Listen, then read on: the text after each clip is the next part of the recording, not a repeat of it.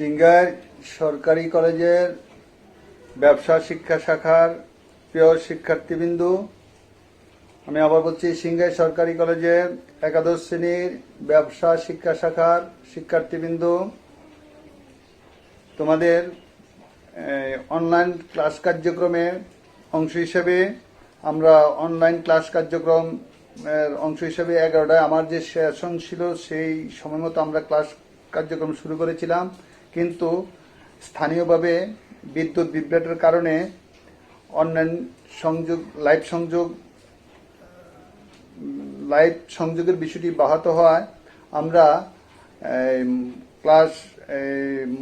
Class কার্যক্রম recording করে কলেজের ফেসবুক পেজে আমরা আপলোড দিলে তোমরা সেখান থেকে সংশ্লিষ্ট অধ্যায়ের লেকচার তোমরা সংযুক্ত হতে পারবে। কলেজের ফেসবুক পেজে সংযুক্ত হয়ে তোমরা সংশ্লিষ্ট তোমরা লেকচারের সাথে সংযুক্ত হতে পারবে। তাই আমি আবার পুনরায় যে বিষয়টি, অর্থাৎ সপ্তাহের দ্বিতীয় যে ক্লাস সেটা হচ্ছে আমি মোহাম্মদ নুরুল হক, উৎপাদন ব্যবস্থাপনা ও বিপণন বিষয় 11টা থেকে যে সেশন, সেই সেশনের ক্লাস কার্যক্রমের অংশ হিসেবে আমরা আজকে উৎপাদন ব্যবস্থাপনা ও বিপণন প্রথম পত্রের যে পঞ্চম অধ্যায় উৎপাদন ব্যবস্থাপনা, এই অধ্যায় থেকে সৃজনশীল পদ্ধতিতে যে উদ্দীপক এবং উদ্দীপকের আলোকে যে প্রশ্ন, সেই প্রশ্নগুলোর উত্তর নিয়ে আমরা আলোকপাত করব। আমরা এখন উৎপাদন ব্যবস্থাপনা ও বিপণন প্রথম পত্রের পঞ্চম অধ্যায়ের এবং পঞ্চম অধ্যায়ের হেডিং বা শিরোনাম হচ্ছে উৎপাদন ব্যবস্থাপনা। এই উৎপাদন ব্যবস্থাপনা অধ্যায়ের উপর একটি উদ্দীপক পাঠ করছি। উদ্দীপকটি হচ্ছে, মিস্টার কবির একটি চামড়া কারখানার উৎপাদন ব্যবস্থাপক। তার কারখানায় উৎপাদিত চামড়ার মান খুবই ভালো। এ কারণে দেশে ও বিদেশে তার কারখানার উৎপাদিত চামড়ার ব্যাপক চাহিদা সৃষ্টি হয়েছে। এই চাহিদা ধরে রাখার জন্য কিভাবে চামড়ার মান আরও উন্নত করা যায় সে ব্যাপারে তিনি প্রচেষ্টা চালিয়ে যাচ্ছেন। তার আলোকে, এই উদ্দীপকের আলোকে প্রথম সৃজনশীল পদ্ধতির যে প্রশ্ন জ্ঞানমূলক, সেটা হচ্ছে দ্রব্য কি?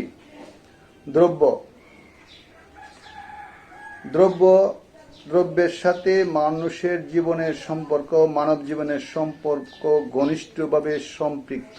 দ্রব্য ভোগ করি আমরা, ভোগ চরিতার্থ করে থাকি। আর উৎপাদন ব্যবস্থাপনা অধ্যায়ে উৎপাদন হয় দ্রব্য, তাই তো দ্রব্য বলতে কি বোঝায়? প্রথম প্রশ্ন। দ্রব্য, আমরা আবার বলছি, দ্রব্যের সাথে মানুষের জীবনের সম্পর্ক ঘনিষ্ঠ। দ্রব্য উপভোগ করি আমরা, যে ভোগের সন্তুষ্টি অর্জন করে থাকি। আর এই দ্রব্য সেটা হচ্ছে যেটা ধরা যায়, দেখা যায়, ছোঁয়া যায়, স্পর্শ করা যায়, এমনতর কিছু যা মানুষের প্রয়োজন, অভাব বা চাহিদা মিটিয়ে থাকে, তাকে আমরা দ্রব্য বলি।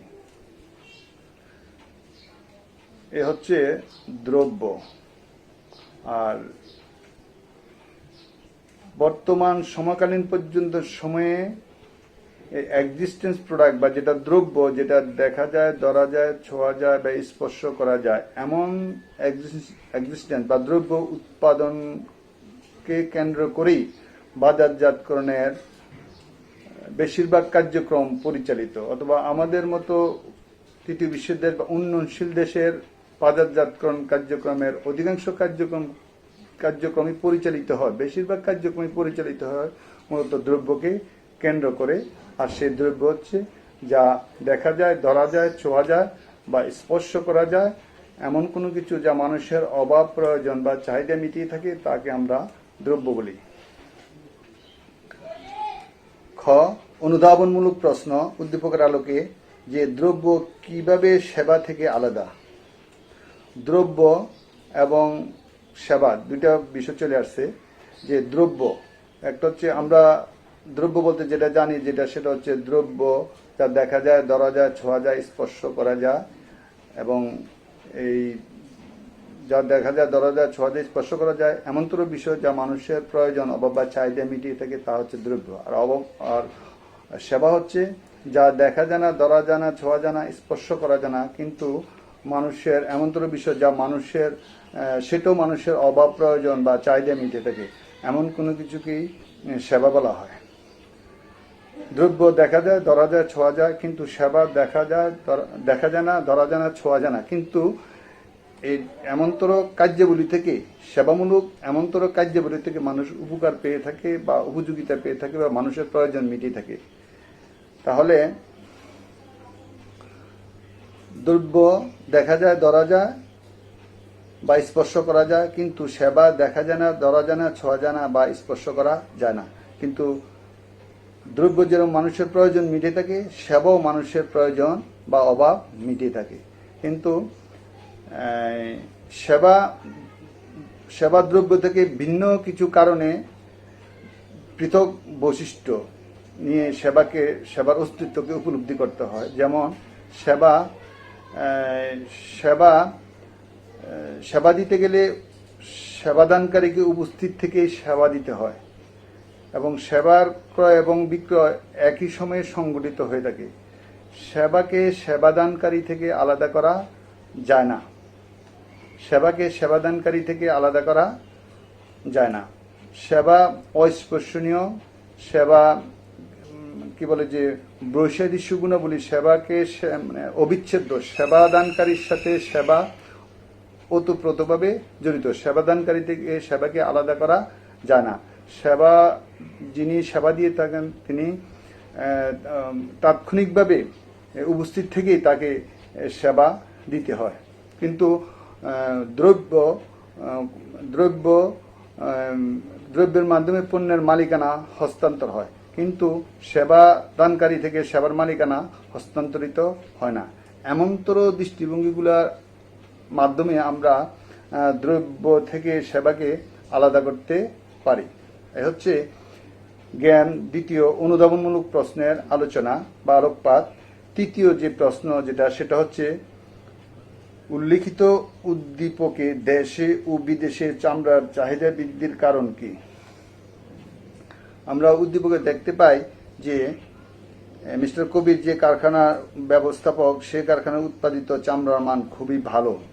তাহলে এই চামড়ার মান ভালো হওয়ার কারণে দেশে এবং বিদেশে চামড়ার ব্যাপক চাহিদা।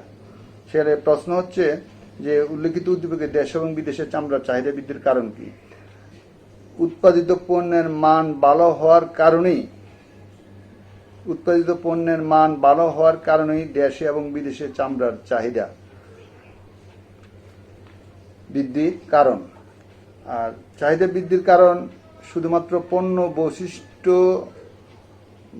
ক্রেতার ক্রয় সামর্থ্য বা পণ্যের মূল্য ছাড়াও আরও কিছু বিষয় যেগুলা ক্রেতা পণ্য বৈশিষ্ট্যের সাথে বা ক্রেতার পণ্য আগ্রহের সাথে জড়িত, এমনতর বিষয়ের সাথে পণ্য বৈশিষ্ট্য হিসেবে পণ্যের পণ্যের গুণাবলী বা পণ্যের মান একটি গুরুত্বপূর্ণ বিষয়। একটি পণ্য থেকে ক্রেতা বা ভোক্তা যে সমস্ত উপযোগিতা প্রত্যাশা করে বা তার সমস্যার সমাধানের যে বিষয়গুলা সে প্রত্যাশা করে, পণ্যের মধ্যে ওই উপযোগিতা বা অভাব পূরণের যে সামর্থ্য যুক্তিযুক্তভাবে বিদ্যমান থাকলেই ভোক্তা বা ক্রেতা সেই পণ্য থেকে তার প্রত্যাশা পূরণ করতে পারে। অর্থাৎ একজন ক্রেতা বা ভোক্তা পণ্য থেকে যে উপযোগিতা প্রত্যাশা করে, তার সাথে যদি সংগতিপূর্ণ তার প্রত্যাশা পূরণ করতে পারে, তখনই ভোক্তা সন্তুষ্টি অর্জিত হয়। আর ভোক্তা সন্তুষ্টি অর্জন হলেই ভোক্তা ওই পণ্য আগ্রহ সহকারে ক্রয় করে এবং বারবার ক্রয় করে, এবং ওই পণ্য সে পরবর্তী পর্যায়ে মানে পণ্য গুণাবলীর আলোকে পূর্ববর্তী সে যে দৃষ্টিভঙ্গিকে পণ্য গুণাবলীর যে সমস্ত দৃষ্টিভঙ্গিকে গুরুত্ব দিয়ে ওই পণ্য ক্রয় করে সে তৃপ্তি লাভ করে, পরবর্তী পণ্য ক্রয় করার সময় এগুলো পরখ করে দেখে যদি পণ্য বৈশিষ্ট্যের ওই সমস্ত বৈশিষ্ট্য বিদ্যমান থাকে তাহলে সে পণ্য ক্রয় করে, এবং এইভাবে সে তার প্রাপ্তি এবং প্রত্যাশার মধ্যে সঙ্গতিপূর্ণ মিল ঘটলেই তার ক্রেতা ভোক্তা সন্তুষ্টি অর্জিত হয়, এবং সে এই সন্তুষ্টি অর্জনের মাধ্যমে সন্তুষ্টি অর্জিত ওই পণ্য বারবার ক্রয় করে। ভোক্তা যদি কোনো পণ্য থেকে প্রাপ্তি এবং প্রত্যাশার মধ্যে অমিল ঘটে তাহলে সেই পণ্যের ব্যাপারে ক্রেতা অসন্তুষ্টি প্রকাশ করে। আবার যদি কোনো ক্ষেত্রে দেখা যায় ভোক্তা যে পণ্য থেকে যে পরিমাণ প্রাপ্তি প্রত্যাশা করে অনেক সময় তার চেয়েও বেশি পণ্যের গুণাবলী বা বৈশিষ্ট্য কি থাকে পণ্যের মধ্যে বিদ্যমান থাকে, তাহলে সেক্ষেত্রে ভোক্তার দৃষ্টিকোণ থেকে তৃপ্তির পরমানন্দ সে লাভ করে। তাহলে পণ্য বৈশিষ্ট্য বা পণ্যের গুণাবলী এমনতর বিষয়গুলা বা মান এমনতর বিষয়গুলা পণ্যের মধ্যে বিদ্যমান থাকার ফলেই কোনো ক্রেতা ওই পণ্যকে গুরুত্ব দিয়ে থাকে এবং ওই পণ্য ক্রয় করে। আবার উৎপাদনকারী পণ্য উৎপাদন এবং ওই পণ্যের সাথে সঙ্গতিপূর্ণ বৈশিষ্ট্যগুলোকে প্রমোট করেই সে ক্রেতাকে আকর্ষণ করতে চায় বা ক্রেতাকে তার নিজের পণ্যের পক্ষে পণ্যের চাহিদা সৃষ্টি করতে চায়, এবং চাহিদা সৃষ্টি করতে গিয়ে যে সমস্ত বৈশিষ্ট্যগুলোকে ভোক্তাকে কেন্দ্র করে উৎপাদনকারী প্রমোট করে, সেই সমস্ত প্রতিশ্রুতির আলোকে ভোক্তারা ওই পণ্যের মধ্যে ওই পণ্য বৈশিষ্ট্য বিদ্যমান আছে কিনা সেটা পরখ করে দেখে। যেন তেনভাবে ভোক্তাকে পণ্য গছিয়ে দেওয়া যায় না। তাই তো ভোক্তা পণ্যের মান গুণাবলী এগুলা যুক্তিযুক্তভাবে পুঙ্খানুপুঙ্খভাবে প্রতিযোগী পণ্যের সাথে কম্পেয়ার অথবা সে যে মান প্রত্যাশা করে ওই মানের সাথে কম্পেয়ার বা তুলনা করে পণ্য ক্রয় করে থাকে। আর এই সমস্ত গুণাবলী বৈশিষ্ট্য মান পণ্যের মধ্যে বিদ্যমান থাকলেই সে ওই পণ্য বারবার ক্রয় করে, আর না থাকলে সেই পণ্য প্রত্যাখ্যান করে। আমরা উদ্দীপকের সংশ্লিষ্ট যে প্রতিষ্ঠান দেখে যে সে পণ্য তার কারখানার উৎপাদিত পণ্যের মান ভালো হওয়ার কারণেই ক্রেতারা দেশি বিদেশি ক্রেতারা এই পণ্যের মানের ব্যাপারে তৃপ্ত, তাই তো এই পণ্যের চাহিদা বেশি। এ হচ্ছে ঘ, যেটা প্রয়োগমূলক প্রশ্ন, জ্ঞান অনুধাবন প্রয়োগমূলক প্রশ্নের উত্তর বা আলোকপাত। চতুর্থ যেটা সেটা হচ্ছে তুমি কি মনে করো মান উন্নয়নের মাধ্যমে চামড়ার চাহিদা বৃদ্ধি করা সম্ভব? আমরা প্রশ্নের আলোকে প্রথমে আমরা বলতে পারি যে মান উন্নয়নের মাধ্যমে পণ্যের চাহিদা বৃদ্ধি করা সম্ভব। ক্রেতা উদ্দীপকের আলোকে আমরা দেখতে পাই যে যে পণ্যের মান ভালো হওয়ার কারণে দেশে বিদেশে পণ্যের চাহিদা বৃদ্ধি পাচ্ছে, এবং তার উৎপাদনকারী তার এই চাহিদাকে ধরে রাখার জন্য পণ্যের মানের প্রতি আরো গুরুত্ব দিয়ে পণ্যের মান বৃদ্ধি করে ক্রেতার চাহিদাকে ধরে রাখার চেষ্টা করবে। এখন ক্রেতারা পূর্ব থেকে যে মানে তাদের ধারণা প্রতিষ্ঠিত, পরবর্তী পর্যায়ে বাজারে প্রচলিত সংশ্লিষ্ট পণ্যের আরো যে সমস্ত প্রতিযোগী পণ্যের আবির্ভাব বা প্রভাব থেকে বর্তমান ক্রেতা বা ভোক্তা বিদ্যমান পণ্যের প্রতি যে আস্থা আছে সে আস্থা যাতে প্রতিযোগী পণ্যের প্রভাবে ক্রেতারা অন্য পণ্যের প্রতি তাদের দৃষ্টি বা মনোযোগ না চলে যায়, এজন্য উৎপাদনকারী উত্তরোত্তর পণ্যের মান বৃদ্ধি করতে হয়, এবং এই মান বৃদ্ধি করতে গিয়ে উৎপাদনকারী ক্রেতা চাহিদার দৃষ্টিকোণ বা ভোক্তা চাহিদার দৃষ্টিকোণ থেকে ভোক্তারা পণ্যকে কিভাবে দেখে, কোন কোন বৈশিষ্ট্যকে গুরুত্ব দিয়ে ভোক্তারা কোনো পণ্য ক্রয় করতে চায়, সেই সমস্ত বিষয়গুলোকে গুরুত্ব দিয়ে বা প্রতিযোগী পণ্যের প্রভাব, বাজার চাহিদা, ফ্যাশন, ফ্যাড এমনতর পরিবর্তনশীল যে সমস্ত ভোক্তা চাহিদার বিষয়গুলা গুরুত্ব দেওয়া প্রয়োজন, এমন বিষয়গুলোকে গুরুত্ব দিয়ে ভোক্তা একটা নির্দিষ্ট মান প্রতিষ্ঠা করেন, এবং ভোক্তা যে নির্দিষ্ট মান প্রতিষ্ঠা করেন এই প্রতিষ্ঠিত মানের পণ্য উৎপাদন হচ্ছে কিনা সেটাকে কোম্পানি বা প্রতিষ্ঠান উৎপাদনকারী ভালোভাবে কি করেন তদারক করেন, এবং উৎপাদন নিয়ন্ত্রণের বিভিন্ন পর্যায়ে সেগুলা তত্ত্বাবধান নিয়ন্ত্রণ এবং এগুলোকে উৎপাদন কার্যক্রমের বিভিন্ন পর্যায়ে এই বিষয়গুলোকে প্রতিষ্ঠিত মান অনুসারে পণ্য উৎপাদন হচ্ছে কিনা, ত্রুটি হচ্ছে কিনা, সেগুলো ত্রুটি বিচ্যুতি অতিক্রম করে চূড়ান্তভাবে পণ্য মানসম্মতভাবে উৎপাদন হচ্ছে কিনা উৎপাদন করে সেই বিষয়ে সচেষ্ট থাকেন। এবং দেশি এবং বিদেশি বাজারে প্রবেশের ক্ষেত্রে পণ্যের ভোক্তা চাহিদার দৃষ্টিকোণ থেকে পণ্যের মৌলিক মানের যে সমস্ত বিষয়ের কোম্পানি ও প্রতিষ্ঠানের প্রতিশ্রুতি থাকে, নিশ্চয়তা থাকে, এই সমস্ত নিশ্চয়তার সাথে আন্তর্জাতিক সংস্থা কর্তৃক স্বীকৃত মান নির্ধারণকারী প্রতিষ্ঠানের যে অনুমোদন পেয়ে থাকে দেশীয় এবং বিদেশিভাবে। যেমন বাংলাদেশে কোনো পণ্য উৎপাদন করলে সেটা যে মান অথবা প্রতিষ্ঠিত মান যেটা কোম্পানি দিয়ে থাকে বা যে জাতীয় সমস্যা বা অভাব পূরণের সাথে সঙ্গতিপূর্ণ যে পণ্য কোম্পানি বা প্রতিষ্ঠান উৎপাদন করে সেই পণ্যের মানগত বিষয়টা যাচাইয়ের জন্য যেমন বাংলাদেশের ক্ষেত্রে বিএসটিআই এবং আন্তর্জাতিক ক্ষেত্রে মান নির্ধারণের ক্ষেত্রে যেমন আইএসও এই সমস্ত বিষয়গুলা দেখে থাকেন। তাহলে বিদেশি ক্ষেত্রে রাস্তার ক্ষেত্রেও যে পূর্ব নির্ধারিত মান এবং দেশীয় ক্ষেত্রে রাস্তার ক্ষেত্রে পূর্ব নির্ধারিত মান, এভাবে সুনিশ্চিত মান নির্ধারণ করে মানসম্মত পণ্য নির্ধারিত মান অনুযায়ী উৎপাদন হচ্ছে কিনা সেটা মান নিয়ন্ত্রণের বিভিন্ন পর্যায়ে কার্য সম্পাদন, তদারক, তত্ত্বাবধান, নিয়ন্ত্রণ এবং ফলো আপ এমন বিষয়গুলা পরিচালনা করেই এই মান প্রতিষ্ঠা করা হয়। এবং মান প্রতিষ্ঠা পেলে মানসম্মত পণ্য দীর্ঘমেয়াদে ক্রেতার আস্থা ধরে রাখা সম্ভব এবং দীর্ঘমেয়াদে ক্রেতার আস্থা অর্জিত হলে উত্তরোত্তর পণ্যের চাহিদা বৃদ্ধি পাবে এবং বিদ্যমান চাহিদা অব্যাহত রেখে কোম্পানি বিক্রয়ের মাত্রা বৃদ্ধি করে দীর্ঘমেয়াদে মুনাফা অর্জনের পথ প্রশস্ত করতে পারে। এই কারণে আমরা বলবো যে আমরা মনে করি যে মান উন্নয়নের মাধ্যমেই চামড়ার চাহিদা বৃদ্ধি করা সম্ভব। এ হচ্ছে উৎপাদন ব্যবস্থাপনা ও বিপণন প্রথম পত্রের ৫ম অধ্যায়ের যে চ্যাপ্টার বা অধ্যায় উৎপাদন ব্যবস্থাপনা, তার আলোকে প্রথম যে উদ্দীপক তার আলোকে আলোকপাত। তারপরে হচ্ছে দ্বিতীয় উদ্দীপক। আমরা দ্বিতীয় উদ্দীপকটি পাঠ করছি এবং দ্বিতীয় উদ্দীপকের আলোকে যেই উত্তর তার উপরে আমরা আলোকপাত করব।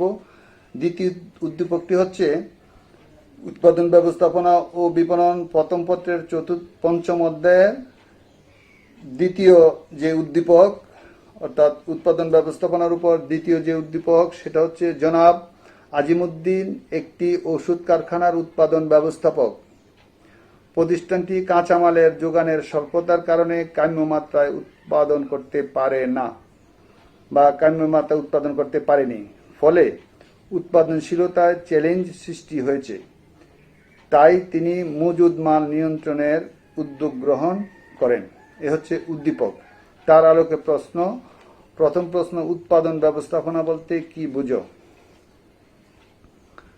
জ্ঞানমূলক প্রশ্ন, সরাসরি বইয়ের মধ্যে পাওয়া যায়। উৎপাদন ব্যবস্থাপনা বলতে কি বুঝো? উৎপাদন ব্যবস্থাপনা বলতে বোঝায় যে মূলত উৎপাদন এবং ব্যবস্থাপনা দুটি শব্দ সমন্বয়ে উৎপাদন ব্যবস্থাপনা বিষয়টি। উৎপাদন বলতে বোঝায় যে কাঁচামালকে প্রক্রিয়াজাতকরণের মাধ্যমে পরিণত পণ্যে রূপদান যেই বিষয় সেটি হচ্ছে উৎপাদন। আর ব্যবস্থাপনা হচ্ছে কোনো উদ্দেশ্য অর্জনের জন্য পরিকল্পনা, সংগঠন, পরিচালনা, প্রেষণা, সমন্বয় সাধন, নিয়ন্ত্রণ, এই যে কাজ ব্যবস্থাপনা সেগুলোকে একত্রে ব্যবস্থাপনা বলা হয়। তাহলে উৎপাদনের ব্যবস্থাপনা হচ্ছে কাঁচামালকে পরিণত পণ্যে রূপ দিতে গিয়ে, অর্থাৎ উৎপাদন কাজে যখন ব্যবস্থাপনার এই কাজগুলা অর্থাৎ পরিকল্পনা, সংগঠন, পরিচালনা, প্রেষণা, সমন্বয় সাধন এবং নিয়ন্ত্রণ কাজগুলো প্রয়োগ করা হয় তখনই সেটাকে বলা হয় উৎপাদন ব্যবস্থাপনা। উৎপাদন কার্যক্রমকে কেন্দ্র করেই উৎপাদন কার্যক্রম সংগঠিত পরিকল্পনা, সংগঠন, পরিচালনা, প্রেষণা, সমন্বয় সাধন এবং নিয়ন্ত্রণ সংক্রান্ত কার্যক্রমকেই বলা হয় উৎপাদন ব্যবস্থাপনা। উৎপাদন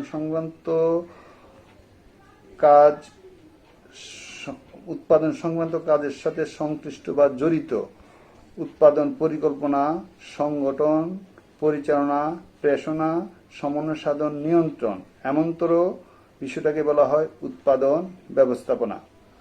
তাহলে দ্বিতীয় যে প্রশ্ন অনুধাবনমূলক সংশ্লিষ্ট উদ্দীপকের আলোকে সেটা হচ্ছে সাধারণ ব্যবস্থাপনার আওতা কতটুকু। আসলে উৎপাদন ব্যবস্থাপনা মূলত সাধারণ ব্যবস্থাপনারই একটা আনুষঙ্গিক বা উৎপাদন ব্যবস্থাপনার মৌলিক ব্যবস্থাপনা বা সাধারণ ব্যবস্থাপনারই অংশ।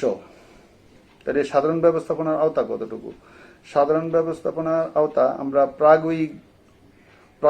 প্রায়োগিক দৃষ্টিভঙ্গি থেকে অবশ্যই বলতে পারি সাধারণ ব্যবস্থাপনার আওতা অনেক ব্যাপক বা বিস্তৃত।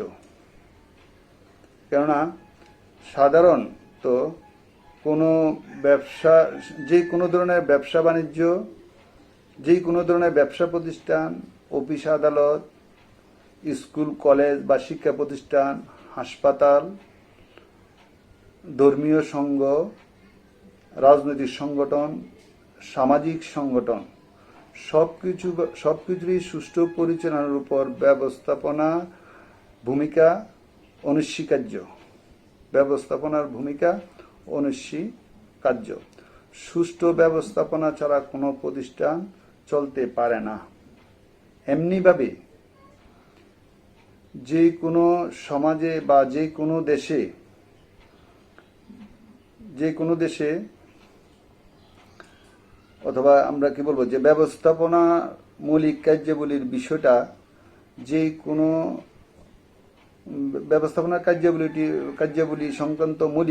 সংক্রান্ত বিষয়টা কোনো সমাজে বা কোনো দেশের নির্দিষ্ট গণ্ডির মধ্যেই সীমাবদ্ধ নয়। সকল দেশের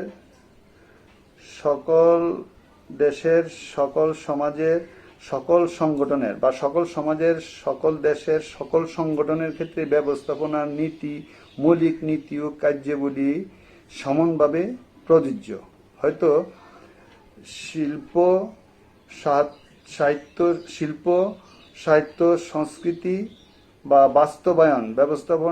বাস্তবায়ন দৃষ্টিভঙ্গির পরিপ্রেক্ষিতে হয়তো বাস্তবায়নের কিছুটা মৌলিক নীতির কিছুটা হেরফের হতে পারে, কিন্তু প্রায়োগিক বা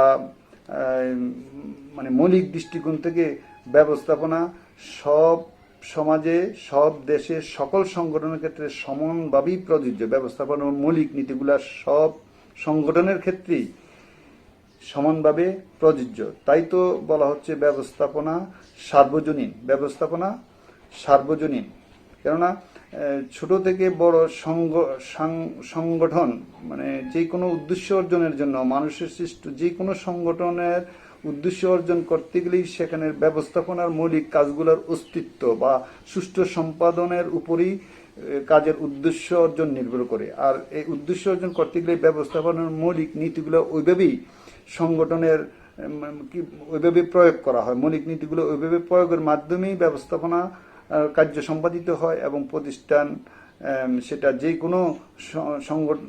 কোনো আঙ্গিকের সংগঠন হোক সেটা সুষ্ঠুভাবে তার কার্য সম্পাদিত হয়। তাই তো ব্যবস্থাপনা একটা সার্বজনীন বিষয়। আর যে ব্যবস্থাপনা বর্তমান সময়ে যেটা ব্যবসায়িক দৃষ্টিকোণ থেকে যে বর্তমান সময় পর্যন্ত যে প্রযুক্তিগত উৎকর্ষতার কারণে উৎপাদন এবং বন্টনে যে ব্যাপক বিস্তৃতি বা প্রযুক্তিগত পরিবর্তনের কারণে উৎপাদন এবং বন্টনের যে কার্য বিস্তৃতি, সেই বিস্তৃতির আলোকে যেটা ব্যবস্থাপনা সেটা তার বিভিন্ন বিষয়, যেমন কর্মী ব্যবস্থাপনা, তারপরে উৎপাদন ব্যবস্থাপনা, আর্থিক ব্যবস্থাপনা, শ্রমিক কর্মী ব্যবস্থাপনা, এমনতর বিষয়গুলার আবির্ভাব। তাই তো আমরা বলতে পারি যে ব্যবস্থাপনা যে আওতা অনেক ব্যাপক এবং বিস্তৃত। যাও দ্বিতীয় উদ্দীপকের খ যেটা অনুধাবনমূলক প্রশ্নের উত্তর যেটা আমরা আলোকপাত করলাম। তৃতীয় যেটা প্রয়োগমূলক প্রশ্ন, সেটা হচ্ছে উদ্দীপকে আজিমুদ্দিনের প্রতিষ্ঠানে উৎপাদনশীলতার যে চ্যালেঞ্জ সৃষ্টি হয়েছে তা কিভাবে সৃষ্টি হয়েছে তা ব্যাখ্যা করো। আমরা উদ্দীপকে দেখতে পাই আজিমউদ্দিন যে প্রতিষ্ঠানে কাজ করেন বা যে প্রতিষ্ঠানে তিনি উৎপাদন ব্যবস্থাপক, সেই প্রতিষ্ঠানে কাঁচামালের যোগানের স্বল্পতার কারণে ওই প্রতিষ্ঠান কাম্য মাত্রায় উৎপাদন কার্যক্রম পরিচালনা করতে পারে না। তাহলে কাম্য মাত্রায় উৎপাদন করতে না পারা অর্থাৎ উৎপাদন কার্যক্রম পরিচালনা করতে গিয়ে উৎপাদনের সকল উপকরণগুলোর সমন্বয়মূলক সরবরাহ যোগান যদি অব্যাহত নিরবিচ্ছিন্ন যোগান অব্যাহত থাকে, তাহলে একটি প্রতিষ্ঠানের উৎপাদন কার্য নিরবিচ্ছিন্নভাবে উৎপাদন কার্যক্রম পরিচালিত হয়। যদি কোনো উপকরণ সংকট থাকে তাহলে উৎপাদন কার্যক্রম ব্যাহত হয় এবং উৎপাদনের উপকরণের যে কোনো সংকট সেটা উৎপাদনশীলতার জন্য চ্যালেঞ্জ।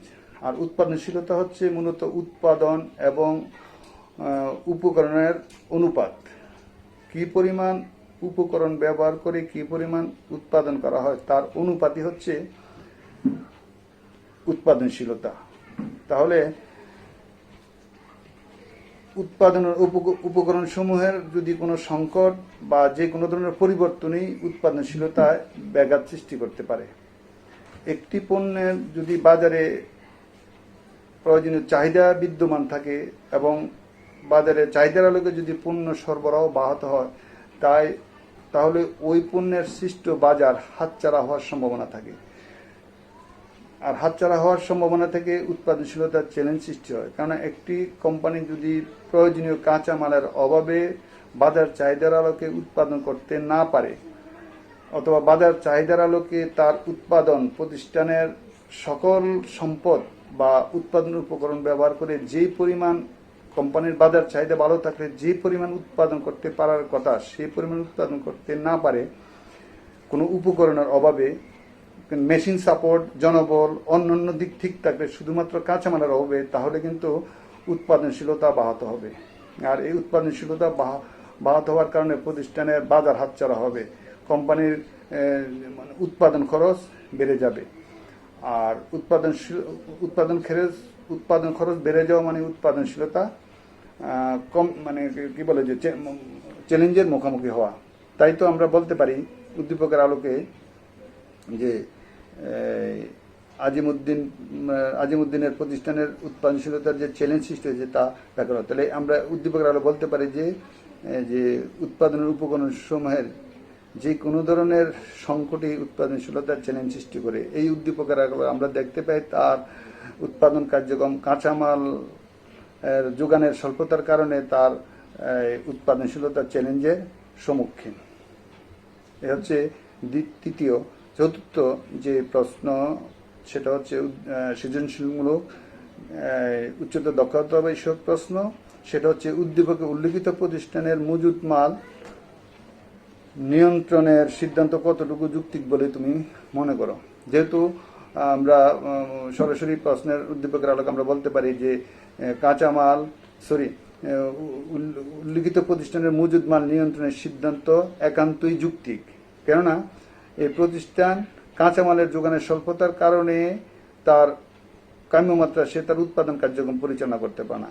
আর প্রতিষ্ঠান যদি মজুদ মাল নিয়ন্ত্রণ করে, সংশ্লিষ্ট প্রতিষ্ঠান তার বাজার চাহিদার আলোকে বা ভবিষ্যৎ বাজার চাহিদার আলোকে কিভাবে ক্রেতার সৃষ্ট চাহিদা পূরণ করা যায় এবং সরবরাহকারীর সাথে কিভাবে যোগাযোগের মাধ্যমে কোম্পানির বা প্রতিষ্ঠানের নির্বিচ্ছিন্ন উৎপাদন ক্ষমতা অব্যাহত রাখার জন্য মজুদ মাল কোম্পানি বা প্রতিষ্ঠানের নিয়ন্ত্রণে রাখতে হবে বা আয়ত্তে রাখতে হবে, সেটা কোম্পানি মজুদ মাল নিয়ন্ত্রণের মাধ্যমে সেটা কি করতে পারে, এই কার্যক্রম কি করতে পারে, সম্পাদন করতে পারে। বা এই বিভাগের দায়িত্বে এমনতর বিষয়গুলা সম্পাদন হলে, কেননা মজুদ নিয়ন্ত্রণ যে বিভাগ অর্থাৎ প্রতিষ্ঠান মজুদ মাল নিয়ন্ত্রণের সিদ্ধান্ত, মজুদ মাল বলতে শুধু না কাঁচামাল না, অন্যান্য সকল উৎপাদনের সাথে সকল উপকরণ, এর মধ্যে অন্যতম উপকরণ হচ্ছে কাঁচামাল। এবং এই সংশ্লিষ্ট প্রতিষ্ঠান অন্য উপকরণের সাথে কাঁচামাল উপকরণের মজুদও যদি কোম্পানি যথাযথভাবে নিয়ন্ত্রণ পরিচালনা করতে পারে, তাহলে তার উৎপাদন যে তার যে চ্যালেঞ্জ সেটা সে মোকাবেলা করতে পারবে এবং এই প্রেক্ষিতে উক্ত প্রতিষ্ঠানের মজুদ মান নিয়ন্ত্রণের সিদ্ধান্ত একান্তই যুক্তি। তাহলে আমরা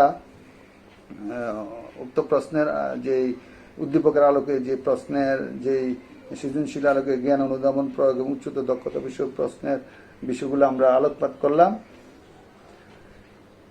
এবং এই আলোকপাতের মাধ্যমে উৎপাদন ব্যবস্থাপনা অধ্যায়ের যে বিষয়গুলা আমরা উৎপাদন ব্যবস্থাপনা আলোচনার মৌলিক আলোচনার সাথে সম্পৃক্ত বিষয়গুলো আমরা উপলব্ধি করলাম। এছাড়াও উৎপাদন ব্যবস্থাপনার আরো গুরুত্বপূর্ণ বিষয় যেগুলো আছে মৌলিক, অর্থাৎ এনসিটিবি কর্তৃক অনুমোদিত যে উৎপাদন ব্যবস্থাপনা ও বিপণনের যে বই, প্রথম পত্র দ্বিতীয় পত্রের যে বই, এই বইয়ের এই অধ্যায় যেটা উৎপাদন ব্যবস্থাপনা অধ্যায়ের যে বিষয়গুলা, অর্থাৎ উৎপাদন ব্যবস্থাপনা বলতে কি বোঝায়, উৎপাদন ব্যবস্থাপনার আওতা, গুরুত্ব, উৎপাদন ব্যবস্থাপনার কার্যাবলী, উৎপাদনশীলতার চ্যালেঞ্জ, তারপর হচ্ছে উৎপাদন ব্যবস্থাপনার ঐতিহাসিক পটভূমিকা বা প্রেক্ষাপট, এমনতর বিষয়গুলা মানে এই অধ্যায়ের মূল আলোচনার বিষয়। এমন বিষয়গুলো যদি আমরা মূল বই পাঠ্য বই থেকে গুরুত্ব সহকারে অধ্যয়ন করি, তার আলোকে যে উদ্দীপকই আসুক সেই উদ্দীপকের আলোকে আমরা প্রশ্নে আমরা মানে মূল বিষয় থেকে ধারণা সমৃদ্ধ হয়ে আমরা উদ্দীপকের আলোকে প্রশ্ন আমরা অ্যাটেন্ড করতে পারবো বা উত্তর আমরা দিতে পারবো এবং সেভাবে আমরা প্রস্তুতি নেব। তার জন্যই আমরা মূল পাঠ্য বইয়ের এই বিষয়গুলা ভালোভাবে শিক্ষার্থীদেরকে অধ্যয়ন করার জন্য আহ্বান জানাচ্ছি। আর পরবর্তী পর্যায়ে আমরা উৎপাদন ব্যবস্থাপনা ও বিপণন বিষয়ের যে আরেকটা বিষয়, এই চ্যাপ্টার থেকে উৎপাদন ব্যবস্থাপনা ও বিপণন বিষয়ের চতুর্থ অধ্যায়ের আরেকটা বিষয় যেটা উৎপাদন ব্যবস্থাপনার ঐতিহাসিক প্রেক্ষাপট, এই সম্পর্কিত বিষয়ের আলোচনাটা আমরা পরবর্তী ক্লাসে মানে উৎপাদন ব্যবস্থাপনা বিপণন দ্বিতীয় পত্রের যে তৃতীয় অধ্যায় যেটা বাজারজাতকরণ কার্যাবলী, আমরা আগামী ক্লাসে এটার উপর আলোকপাত করব।